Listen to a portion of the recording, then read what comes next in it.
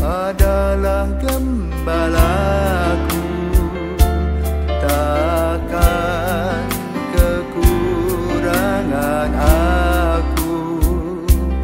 Ia membaringkan aku di padang berumput hijau. Saudara-saudara yang terkasih di dalam Kristus, selamat pagi. Salam jumpa lagi dalam Sabda Siap Saji Jumat 21 Juni 2024, di mana kita memperingati Santo Aloysius Gonzaga, seorang biarawan Yesuit. Mari kita berdoa dalam nama Bapa, Putra, dan Roh Kudus. Amin. Ya Tuhan Yesus, Engkau menghendaki agar panggilan untuk hidup bakti diperjuangkan serta diikuti umat beriman.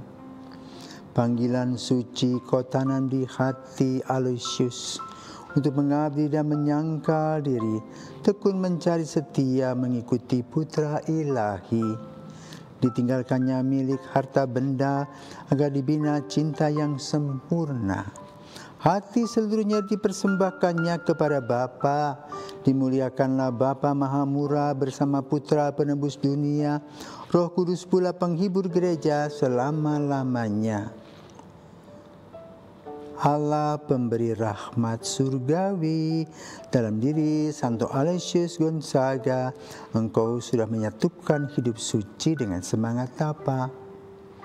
Kami tak mampu menyamai kesuciannya, maka semoga berkat jasa dan doanya kami sekurang-kurangnya meniru semangat tapanya. Demi Yesus Kristus Putra-Mu dan pengantara kami, yang hidup dan berkuasa bersama Bapa dalam persekutuan Roh Kudus sepanjang segala masa. Amin. Tuhan bersamamu dan bersama rohmu. Inilah Injil Yesus Kristus menurut Matius. Dimuliakanlah Tuhan. Dalam khotbah di bukit berkatalah Yesus, janganlah kalian mengumpulkan harta di bumi, ngengat dan karat akan merusaknya, dan pencuri akan membongkar serta mencurinya. Tetapi kumpulkanlah bagimu harta di surga.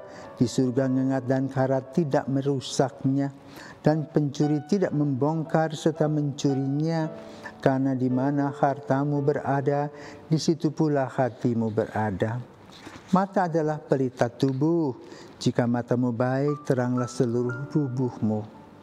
Jika matamu jahat, gelaplah seluruh tubuhmu. Jadi jika terang yang ada padamu gelap, betapa gelapnya kegelapan itu. Demikianlah sabda Tuhan, terpujilah Kristus. Saudaraku terkasih, selamat pagi. Tahukah Anda berapa sih umur Santo Aloysius Gonzaga ketika dia meninggal? Terlalu muda, 23 tahun. Tapi selama 23 tahun itu dia sudah membuat yang sebaik-baiknya.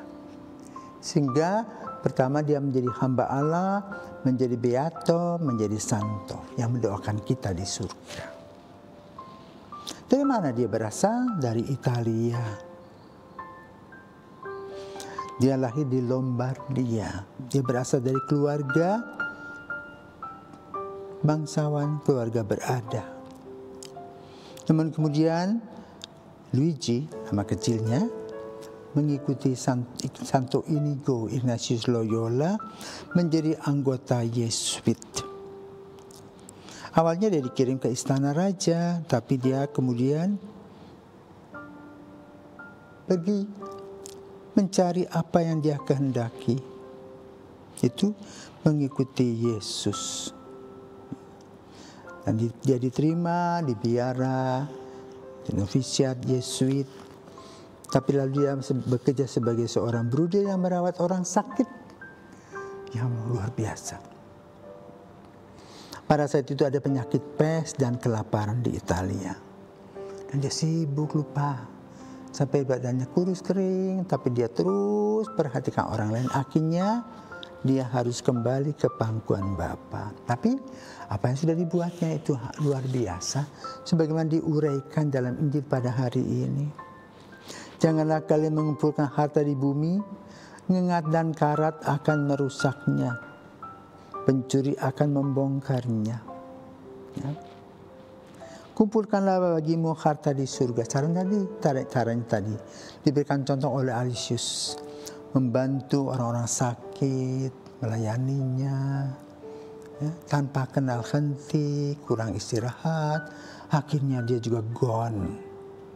Tapi dia sudah memberikan yang terbaik. Itulah contoh yang harus kita teladani. Alisius mempunyai pikiran bahwa hidup adalah anugerah. Maka anugerah ini harus dibagikan.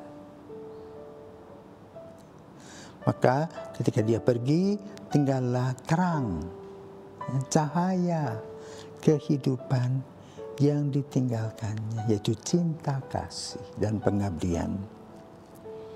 Maka lalu kita belajar dari orang muda ini yang menjadi seorang kudus dalam usia yang muda, mengalahkan diri, ya, belajar untuk memberi diri, mengosongkan diri, dan membiarkan Tuhan mengisi hidupnya. Mari, terutama kaum muda, kita diundang untuk mengikuti Kristus, mengosongkan diri, Yesus memenuhinya dengan semua kebijakan-kebijakan dan cinta kasih-Nya. Sehingga Alisius dan semangatnya tetap membara di dalam kehidupan gereja. Maka mari kita berdoa. Santo Alisius Gonzaga, doakanlah kami. Amin.